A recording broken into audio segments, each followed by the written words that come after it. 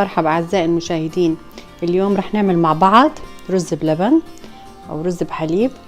رح نحتاج لنص كوب رز مصري، عندي لتر ونص حليب أو لبن، أي نوع أنت بتستعملين، كاسة سكر، و5 معالق نشا أو 4 معالق، يمكن تكون أقل ويمكن ما تحتاجيهم بالمرة.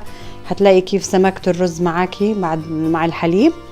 عندي هون مستكة وفانيلا، وطبعا للزينة للوجه اختياري زي ما انت بتحبي ترشي عليه قرفة او جوز هند او فستق حلبي، هذا اللي متوفر عندك انت بتقدري تقدميه.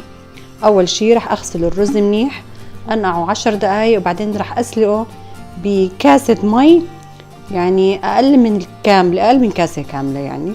حنضلنا نقلب فيه ونحرك عشان ما يلزق معنا، وبعدين بنضيف الحليب.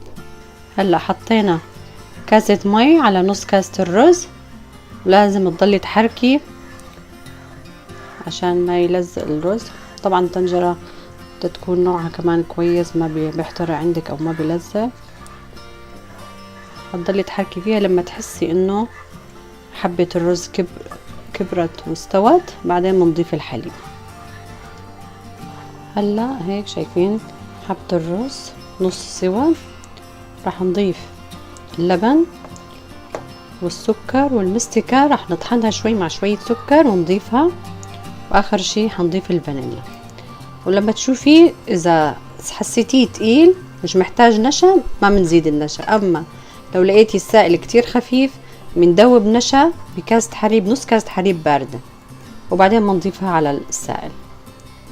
هلا بنضيف اللبن، نستمر بالتحريك. هنحتاج لتر ونص لبن او حليب. هنضيف السكر،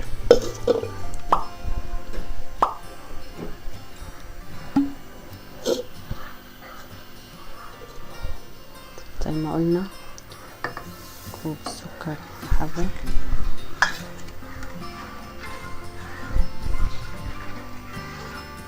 هنضلنا نحرك فيه لحتى تلاقي حبة الرز صارت مستوية على الآخر والسكر داب.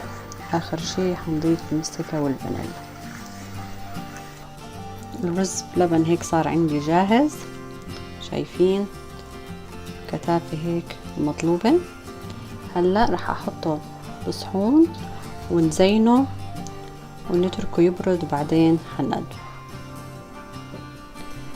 الحلو اليوم هيك صار جاهز عندي رز بلبن او رز بحليب، زينته بقرفة جوز هند او فستق حلبي اللي متوفر عندك.